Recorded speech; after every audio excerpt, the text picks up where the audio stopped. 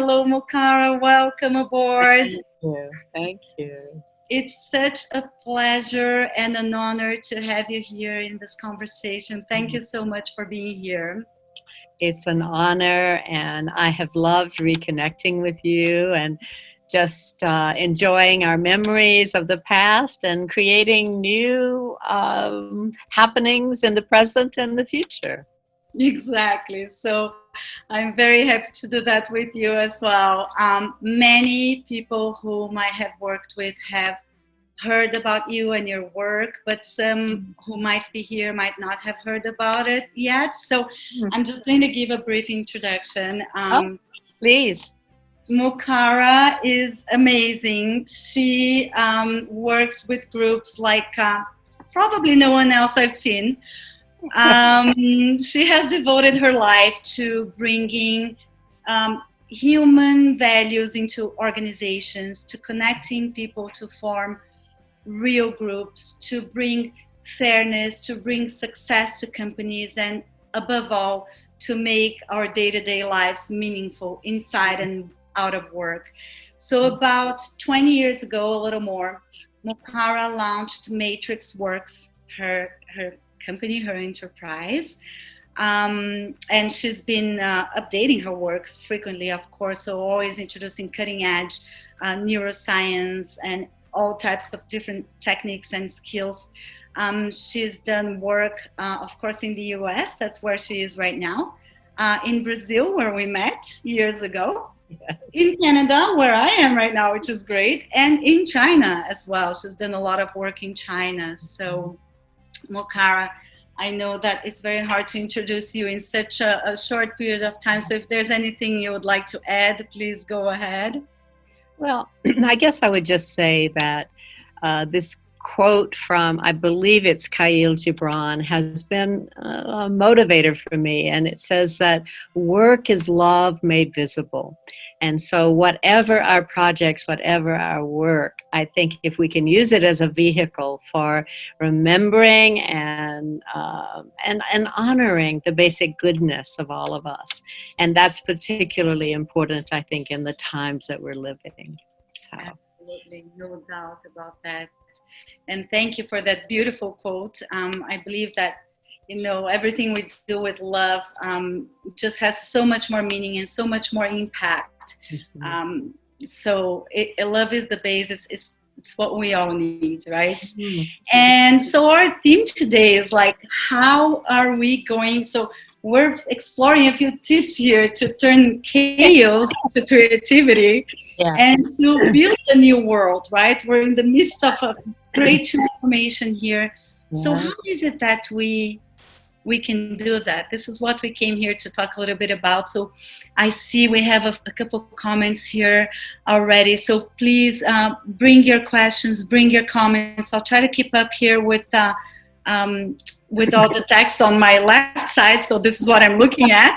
And otherwise, we'll take a quick look more towards the end and make sure we catch every question. So please make sure to bring your questions and comments. It'll add a lot to our transmission. So, Chris, one of the things I think that is essential in these times as we try to build a new world is that we start with ourselves. And so I'd like to invite us into a very brief centering, just online and with you and myself, just to take a moment to really arrive and settle and feel our bodies, invite a quality of relaxation, perhaps take a couple of breaths, and just settle into capacity to really hear and to be present with all of our senses and our good intention. And then we can begin. So that's the first thing, I think, is we take time and we allow ourselves to really become present in the present moment. And beyond, next comes a lot of things, but that's the beginning. And any comments from you? Yes, being present makes all the difference in the quality of everything we do. I think that when we talk about chaos, we know that in today's world, we have so many distractions and chaos is all around us. And it's so easy to jump from this to that, to that, to that. And I'm here and I'm thinking about something else. So Right. I personally feel that every time I'm able to recenter and to be truly present for those with whom I'm talking, all of you here, it just makes all the difference in the world. And it doesn't matter if it's a conversation or something we're doing or work or an intervention, being present just brings quality to everything. Mm-hmm. Yeah, so I'm glad we were able to model that for our participants. Mm-hmm. So, and now, would you like to discuss these magical tips, or where would you like to go? We can. We could, start by talking about intention. So you talked about intention when you talked about us perceiving ourselves and being here, and what is our intention for today, here and now. Do you want to explore a little bit about that? And I invite anyone who's listening to us to think about your intent, their intention for being here. But I believe my intention is to really model one of what I think is the most essential principles for transforming chaos into creativity. And that is to really be willing to follow signs. Yeah, it's almost like being willing to see and to follow the breadcrumbs. And I'd like to just talk about us, if that's okay. Yeah, because it was so sweet. So we haven't been in touch for a while, but we shared a lot in Brazil, and there was a fondness and a respect for each other. And as I understand it, you received my newsletter. Mm-hmm. And you thought, wow, well, I wonder if I could make contact with Mukara. And so you wrote to me and you said, would you like to do a live transmission? And I wrote back and said, of course. And you said, oh my God, because maybe you didn't think I'd say yes. I don't know. And here we are. Yeah. And that was such a good example of one thing leading to another thing, and something happening that, I wasn't thinking I would become in contact with you, much less do a transmission. And you probably didn't have that written in some book, that you would do that. But we listened and we paid attention to the breadcrumbs. Yeah. And here we are. And in a time of chaos, I think it's one of the most useful skills. We pause, we listen, and then we act if it feels right. And who knows what will come from this? Maybe I'll come to Canada or you'll come to Boulder. But here we are. So that's my first offering. It's really good to reconnect. And it's exactly what it was. I was like, oh, maybe we could, it doesn't hurt asking, and here we are. And one of the things that I love about working with you, Mukara, is that you always have this, how can I say, intention of making things positive for everyone who is involved. And that is always present in wherever you are, right? It's your awareness of what's important for each individual. And perhaps you could talk a little bit about that. Yeah. I remember, I don't know if you were present, but there was a time when we were at Dree's school. And it was a whole school. We had the janitors and the teachers and the students and everybody. And we orchestrated just this whole program wherein everybody participated and everybody received something. And there was this feeling of goodness, and nobody was up and nobody was down. Nobody was in, nobody was out. There was this sense of wholeness. And when that can happen and people can have a felt sense of belonging that comes from that deep inclusion, then I think that it's so motivating, and people that turns into the elixir that results in high performance, whatever your role is in the organization. You can be the head of it, you can be a parent of the children, but you want to bring your best. So that's why, for me, paying attention to all levels of a system, regardless of role, creates a feeling of family, and that's satisfying. And that connection makes so much more difference because it gives people a sense of belonging. And they really truly belong. They belong to that team. And regardless of what their role is, it's got to be good for everyone, right? So when I've been in environments where someone would win and then someone would have to lose for someone else to win, it just never seems, things just don't seem to flow because it's a constant competition and the winner takes it all. Let me put it this way, right? When compared to a place where we're looking really at a balance as to where is it that we can provide an environment for people to give their best contribution, to exercise their roles to the best of their ability in a cooperative way, and everyone wins together. And I believe that adds to a much higher sort of a better result. Right. Not how to put this in words, but yeah. And I don't I haven't watched to see if there's data more recent, but the last Gallup poll around employee satisfaction or dissatisfaction in the world was that 86% of employees were dissatisfied. I don't know how anything happens with 86% being dissatisfied, and it may have gotten higher than that. So we have to, in this time of the pandemic and the opportunity to really make some changes and to try some experiments, that we have to look at what will bring satisfaction. And I think, regardless of role, something that brings really potent satisfaction is a sense of belonging and being able to be oneself. Yeah, so it's belonging and autonomy. And when they're in balance, you will have a stellar team or group or organization. Yeah.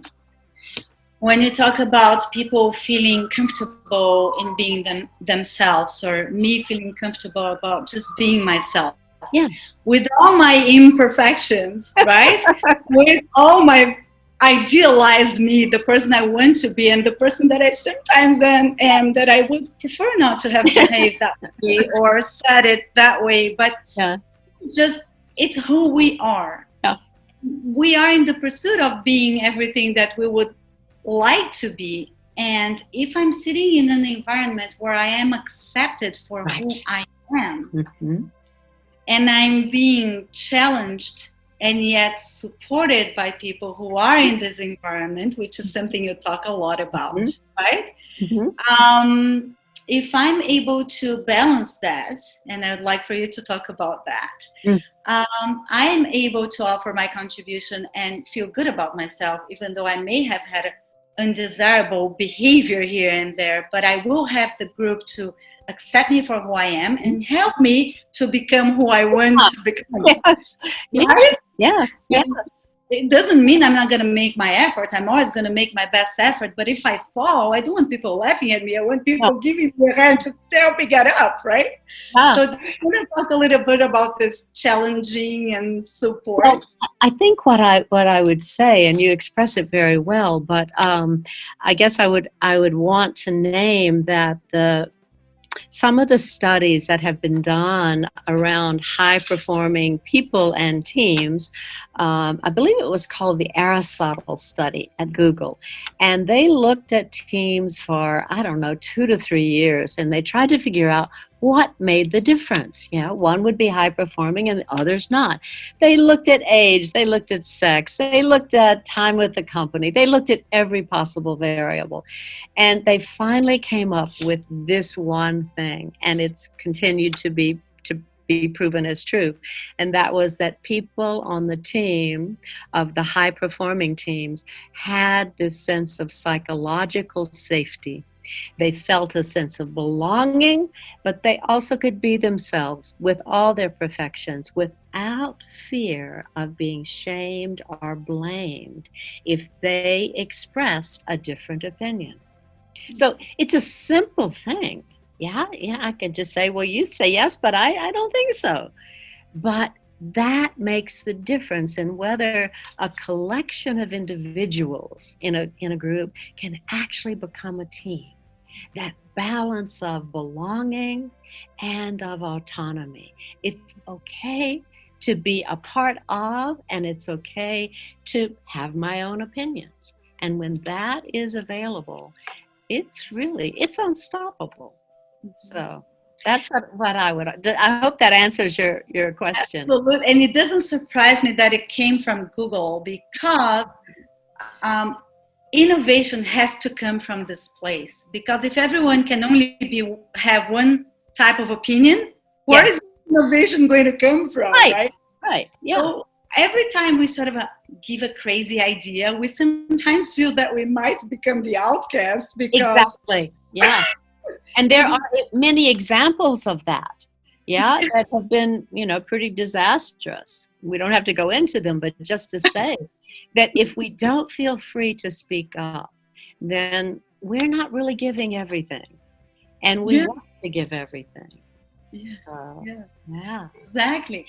And so, if we want to have a diversity of opinions and form something richer, we need to give that space for people where it's safe to think different. And that reminds me of a concept you talk a lot about, Mukara, which is group genius. Yeah.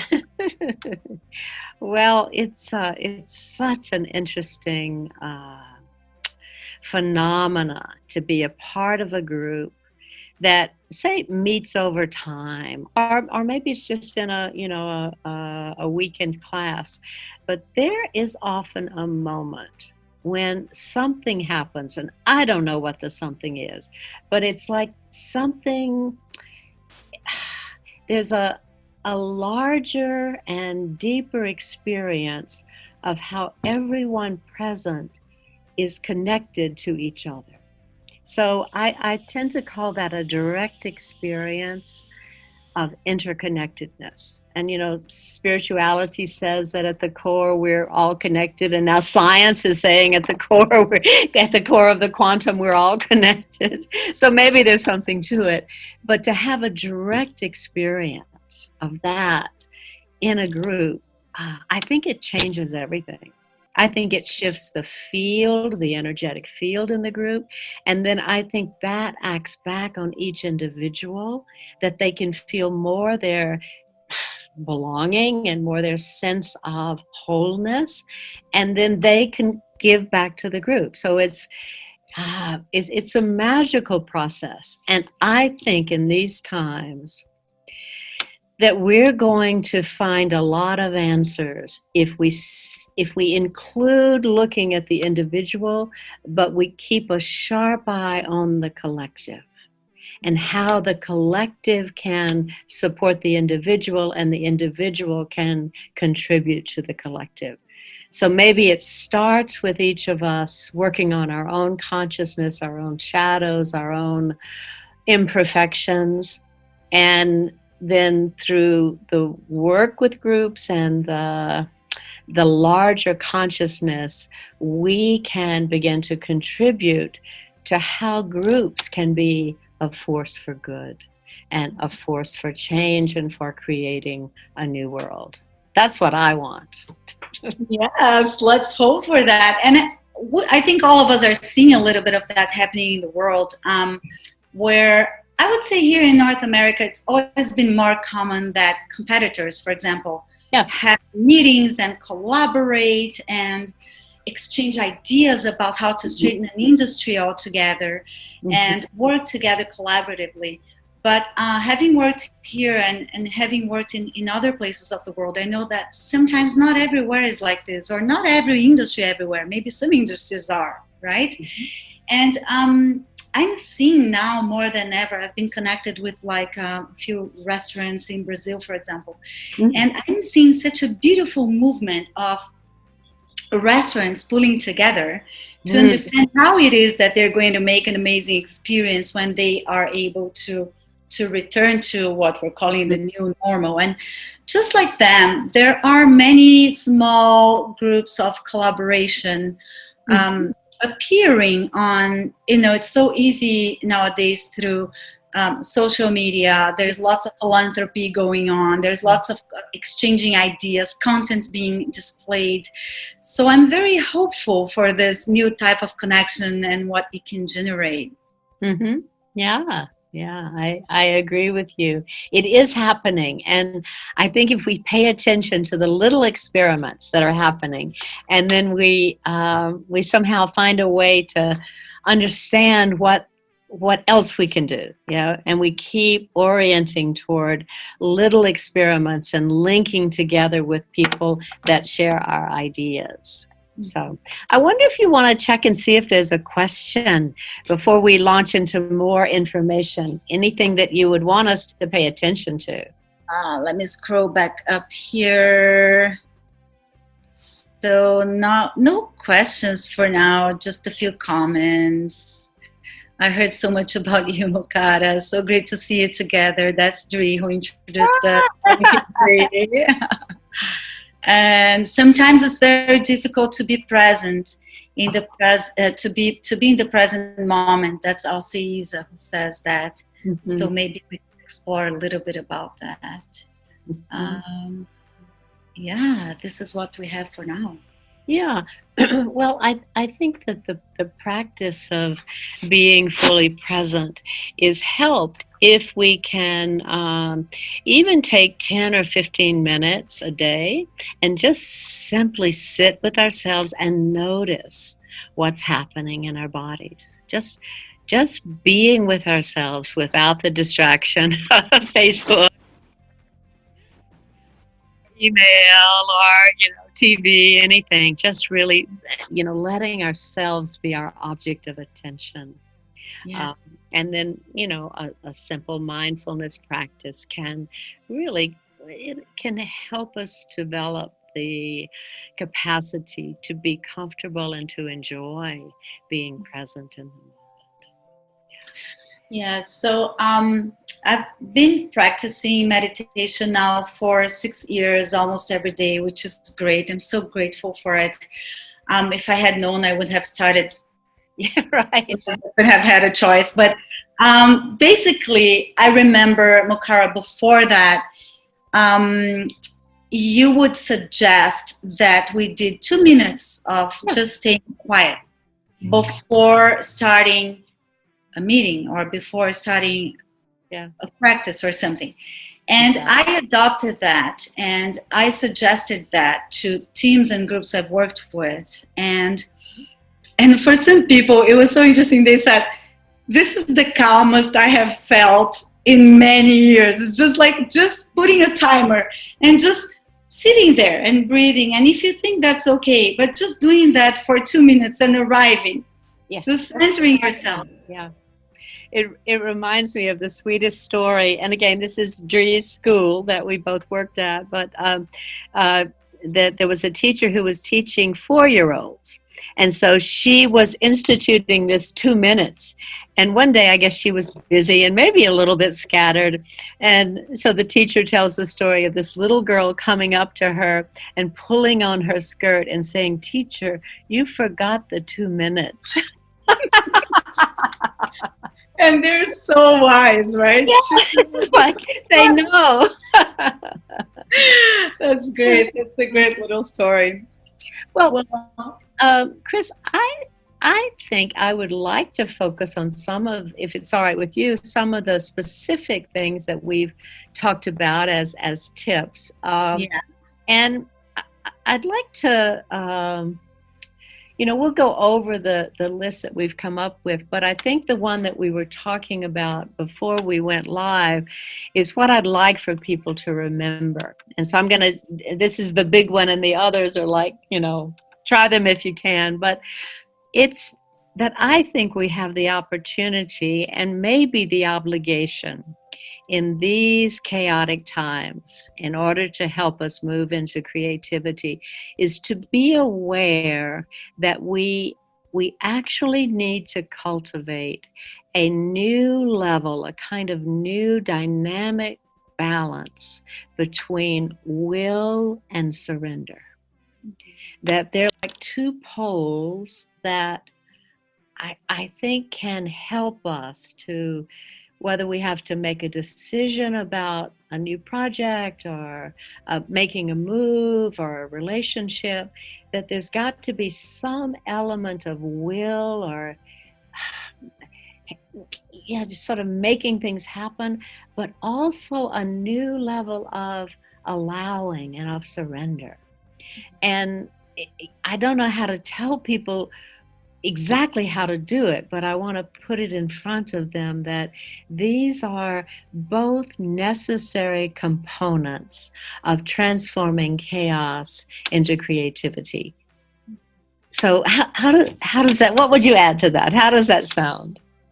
Okay, so it sounds wonderful, and if you allow me to just share it, maybe from a bit of my experience with that, because I'm strong-willed. People who know me know that. I'm very proactive, and I like to make things happen, right? Yeah. And when I took the first course with Mukara long ago, I started to reflect. She answered a lot of questions with a good old "I don't know." Yes. Which I loved. Yeah. Because she would say, I'm curious to see what will flow. I'm curious to see what the group has to say. I'm curious. And she would just let it appear and let it flow. And I later took another course with Robert Dilts and Richard Moss on presence coaching. And they also used a lot of I don't knows, and it continued to intrigue me, right? And little by little, I learned to exercise. Just that's great. I have an intention. Yeah. I don't necessarily always have to make it happen, because if I go too strong on my will, yes, I may just close the spectrum of possibilities that could flow from that moment. exactly. And I may just be killing a possibility that would be on this side of the spectrum that could even be better, right? Not only for me, but for the entire group involved, or for the world, or for whatever we're talking about. So it's a little bit about having your will, having your intention, acting upon it. Yeah. But also letting things flow and letting things happen without having to control every step. Does that? Yeah, no, that's very concrete and very helpful. And I think it is about honoring the power of I don't know. Yeah. And then being sensitive and receptive to what wants to happen. What is wanting to emerge.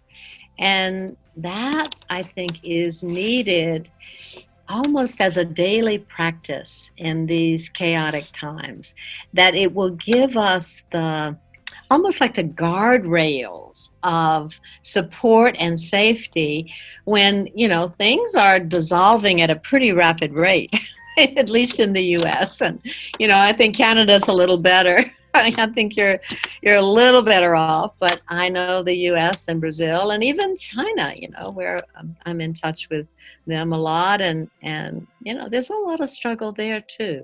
So in these times of chaos and dissolution and the opportunity to rebuild, can we hold the space for a new balance between will and surrender? And maybe it's different every day.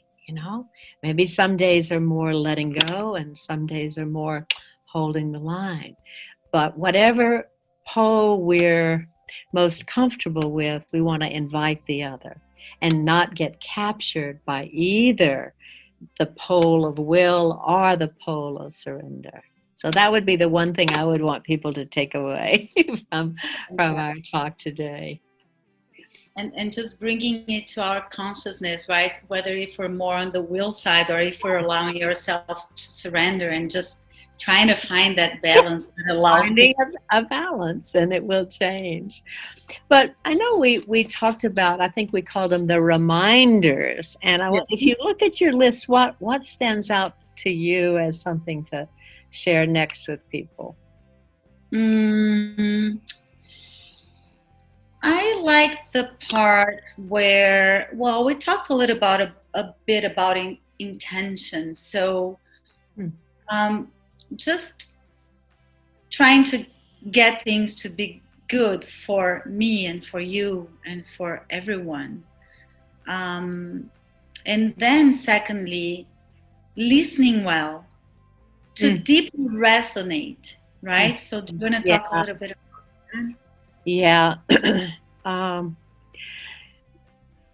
I think that's probably, especially with what's happening in the U.S. around race and having to really face in terms of my participation, both in my own company of MatrixWorks, and I'm a trainer in the Hakomi methodology, so I'm a member of that organization. And we have a lot that we need to we need to listen a lot to people of color and make some changes in our curriculum and in our approach to things and just our awareness of race. And I grew up in the South, and so there's a tendency in me to, and I was always pro, integration, and I tend to, I think I've said to myself, well, it's not a problem for me. I'm not complicit in this. But the more I learn about it and the more I really listen to people who are living that reality, the more I know that in my teaching, in my organization, in my interaction in the world, I need to listen. I need to just be quiet and listen and feel what it is like for people of color in the United States. So that's where I think the listening can come in, and I can contribute by just being quiet and listening, and then taking guidance from people for whom this is a lived experience, and changing the way I offer trainings that include a bigger view of what institutionalized racism does. And I feel the energy's just gotten really heavy. I'm sorry, but it needs to come up. I think it's such a valid point. I think that listening and trying to understand is all we can do, right? And to all, listening to all sides of this equation. And you always say, like, when we talk about resonating, it goes beyond listening. It's like really trying to feel. Yeah. I listen and I try to feel what you feel, and I try to take in. Yeah. And sometimes when we ask and we listen, the truth will come out. And the truth sometimes is easy to digest, and oftentimes it's not so easy. Mm-hmm. And what do you have to say about that? Well, I think it's a truth that you name, and it just reminds me that true healing happens when a person feels heard, held, felt, and loved. And so I think just the feeling of really being listened to, really being heard, without deflecting the truth, that what, as a white person of privilege, I have been complicit in. And if I can allow, if it's offered to me with the sense of it wasn't my intention, but it was the impact, then I can digest it and metabolize it, and then find a way to choose a new behavior and a new attitude toward this issue of racism. And it has a lot to do with how the truth is put, right? how the truth is said, because if we're taking as the base for our communication that it has to be good for both, Yeah. then I am trying to speak my truth to you so you can feel how I feel, or you can feel what I feel. And you're doing this in a way that is not necessarily, I'm not blaming you, I'm not pointing my finger at you, I'm just trying to say, Mukara, listen to me. Yeah. Although your intentions have always been this, the impact of your actions over my reality are different from what your first intention was. So what can we do about this, right? And how can we get past this and working in collaboration where one is listening to the other and we're both open to change our ways of thinking and communicating and behaving, but we're doing it with a lot of kindness, right? Yeah, I guess I just, again, taking myself as a person who's wanting to be more, I don't know, just more aware, that if I can sense that a person of color who's giving me feedback also can hold the notion that I may have been stupid, but I'm a good person. You know, I want to be a good person. Then that's going to allow me to stay in relationship. And this is what, I think is really important. I want to take a risk here. There's a beautiful little exercise, and I do bring this into trainings, but it's very short, and I'd like us to do it if it's okay with you. Absolutely. And the author of this is, I think her name is Ruth Hill, and she does teach about race. And we say the same thing to each other, and sometimes I'll have the whole group say it to each other, but I'll do it first to you, and then you can to me. So, Chris, if I didn't belong with you, I would not have come. And if you didn't belong with me, you would not have come. My heart and your heart are very old friends. And then you would say the same to me. Taking it in, thank you. Mukara, if I didn't belong with you, I wouldn't have come. And if you didn't belong with me, you wouldn't have come. Your heart and my heart are very old friends. Thank you. And that's that's a way of acknowledging a deeper truth. Yeah, that if we're in the space of the other, there must be something. And if we can remember that our hearts are very old friends, then we can take care and alter the things that need to be altered. I don't know, I'm thinking about Brazil, and it's always been my experience, or my assumption, that rather than a race problem so much in Brazil has more of a class problem. Mm-hmm. I don't know if that's accurate, but whether it's race or class or some combination of race and class. Absolutely. It is more of a social matter than a race matter. Absolutely. And it also has the space. And it might tie in with a question from Dre here. She's asking if you could talk a little bit more about chaos as an opportunity for connection and consciousness. Yeah, well, Dre knows the MatrixWorks model, and this model says that there are three stages that we go through as a group and as individuals in order to become this living system. And the first level is the connection. And this is about belonging and establishing safety.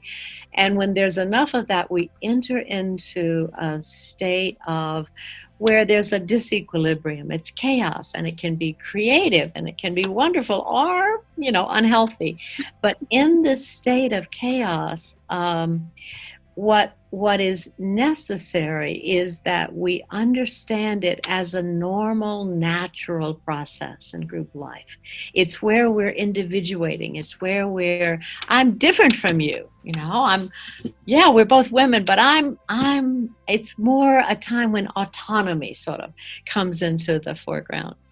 And if we have worked connection and if we work the chaos in a group, then what happens is a third phase, which is a phase of a higher level of consciousness that understands that, yes, we belong together and autonomy is important. And yes, we can be connected and sometimes we need to differentiate. So the higher level consciousness is what I think is trying to be born from this experience of chaos in the outer world. So ask Dri if that's enough. Dri, we'll wait for her answer here. And then we have another question, but let me just comment on that. It's so interesting how we're all going through the same thing worldwide, right? Yes. So interesting. And yet each of us in a very unique way. So I think, recognizing our individuality also sort of helps us to be distant enough from each other that we continue to see each other. Yes. Because if we're too close like this, right, we might not be able to see each other anymore, to the point that we can recognize that what happens to you, even though we're part of the same group, I might be experiencing it differently. Right. And that enriches that third phase of the connection, where a higher intelligence and connectivity comes into place, right? Right.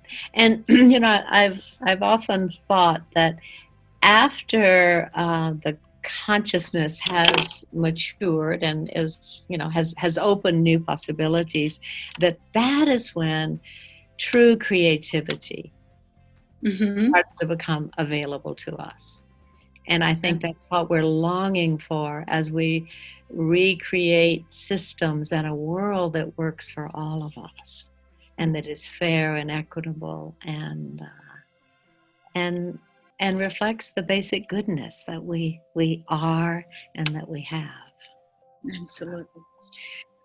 I have another question from Heidi here, if I can read it for you. So she's asking, is it possible to develop a person to deliver value, fraternity, etc., and not simply deliver a regular work once there is no value inside of him or her? As Plato said, my mother was an excellent midwife, but she could not get a woman who was not pregnant to give birth. Even under this pandemic, do you believe people are having their mindset changed? Or is it an impression good people are improving themselves and bad, which she puts between brackets, people are getting worse? Wow, that's quite a question. So I'm going to try to feel that and see what comes. Wish I could talk to Heidi personally and get a little more information.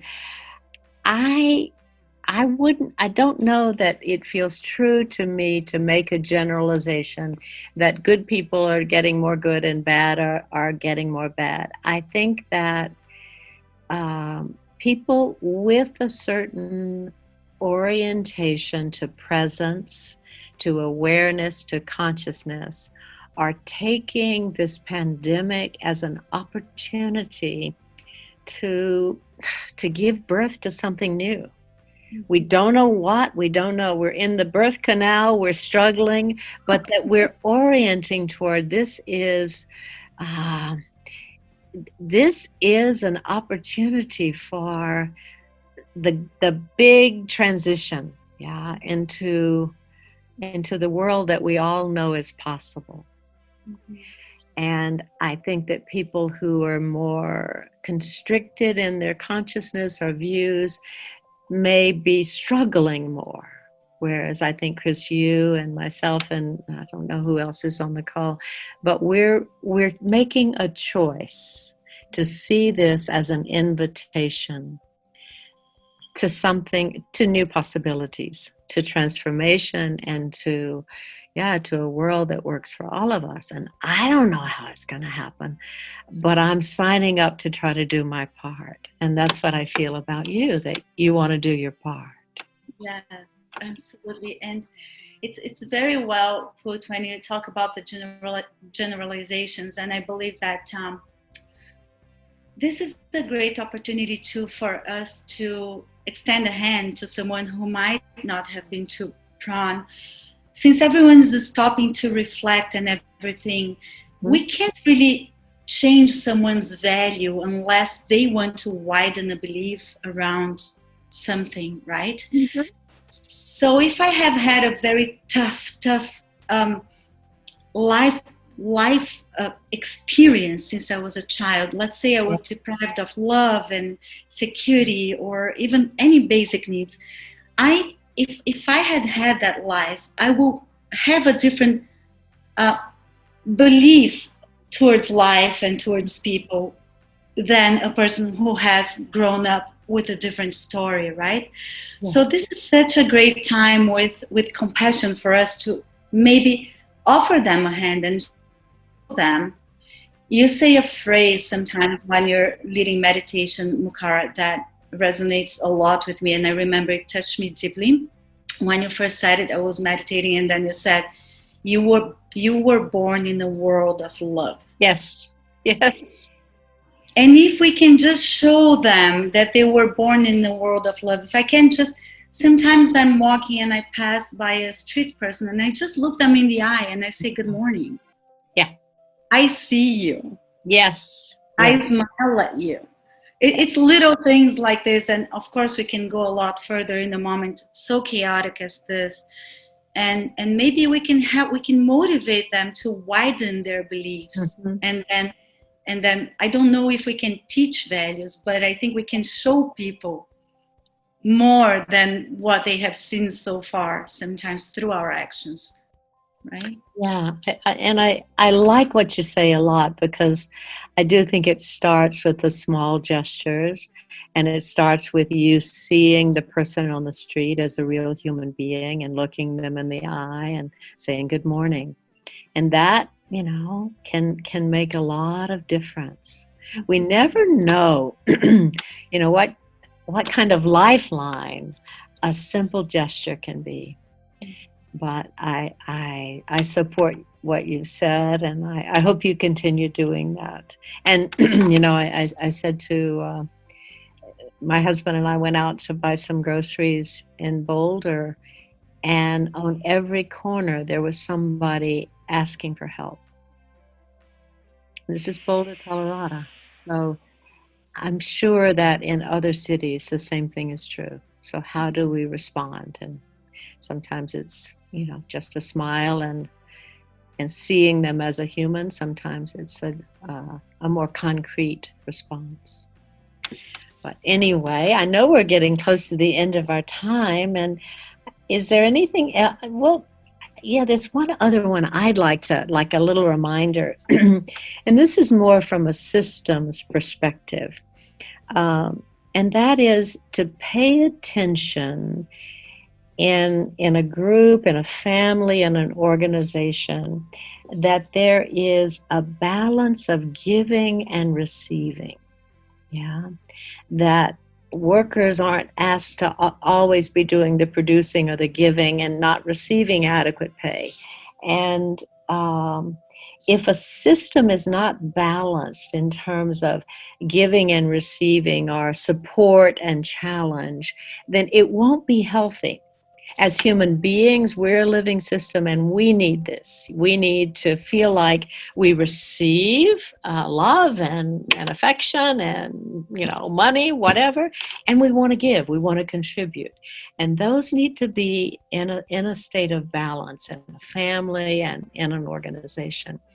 And the role of support and challenge, I think, is really critical in these chaotic times, that we need to remember it's our privilege and responsibility to keep resourcing ourselves, to keep paying attention to, are we sleeping well? Are we eating nutritious food? Are we moving our bodies? Are we doing those things that will optimize our ability to be present?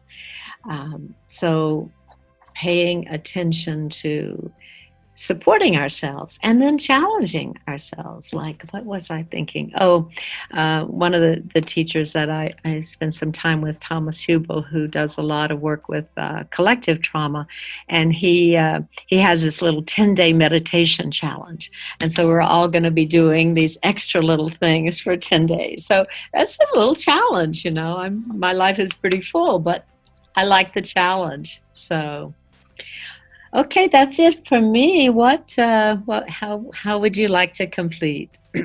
I love that about challenging and supporting. When we challenge ourselves, also being able to support ourselves. When we're challenging each other, also being there to support each other. It's actually amazing. One last point before we end that I would like to see if you could talk about, Mukara, is another reminder, which is, okay, once we agree upon something, so I agree with you, I'm going to show up, count on me, I'll be there, as prepared as I can be. Yeah. Right? So talk a little bit about that type of maturity, about being an adult. Being an adult and being able to keep agreements and to be accountable. And if I say I'm going to be on time, I'll do my best to be on time. And I think, at least, I don't know about Canada, but in Brazil, I've noticed that, time is not something that is very precise. And, I've had to learn to soften my own attitudes about that, but also encourage people. So now we have a training, our second training in Brazil, and people come on time. And, I think that's great. So how to keep including accountability as a part of mature leadership. That if I know I can count on you and you can count on me, there's a level of trust that will get us through hard times. And if I can't be on time, I'm going to call you. And I'm going to say, Chris, I need a few more minutes. Is that okay? Mm-hmm. And the same from you to me. So I think that it's not, it's a part of maturity. Mm-hmm. To be responsible and accountable. And I want to propagate that, especially in these times. 100%. And it ties into speaking the truth, because if I can't be there at 3, then I shouldn't schedule with you at 3. I should be able to, talk to you about this in a constructive and positive manner. Or if I don't feel prepared to take a part of a project or something, I should be able to. You're challenging me, and you can also support me, or maybe you can't. Crazy. So I'll do this part, and what else can you do? Yeah. And it's about biting what you can chew, mm-hmm. not on the comfort zone. Just mm-hmm. always, challenging yourself, but being able to say, well, I'm not 100% of how I will do this, but can you support me a little bit here, or can I ask you a few questions? And once you clarify that to me, we're in agreement, and I will deliver my part. And that's where accountability comes into place, where I'm being an adult, right? And I know that I am going to deliver my part, and you're going to deliver your part. So I think all these little concepts we've talked about, they tie in together Yeah. Right? They interconnect, and it sort of forms an attitude altogether that can help us move from chaos into creating the world we want to see, and starting with ourselves, like I said, right? And really calling forth the transformation of chaos into a level of creativity that is very nourishing, and meets the needs of everyone. So this has been a lot of fun. I've enjoyed. I hope people have some inspiration for working with the chaos in a creative way, and in taking personal responsibility for moving into a state of consciousness that is more life affirming. Mukara, thank you so very much for your time and your valuable and really insightful reflections. It's been great as usual. What can I say? I'm so glad I did send you that message and asked you to do a live transmission, and thank you for agreeing to it. It's been a lot of fun, and I hope it's useful for people, and I'd love to stay in touch with you, and let's see what else we can create. Absolutely. It's a world of possibilities. So we are going to post this video on our YouTube channel. It's also going to be here on Facebook. We're going to post all of Mukara's contacts as well. And if you have any questions, feel free to message me, message her. She's tagged on this event. But other than that, if you have further questions or reflections, feel free to send them our way. And wishing everyone a fantastic week, and let's start to build that new world. Okay, much love. Thank you. Okay, much love. Thank you. Bye. Bye.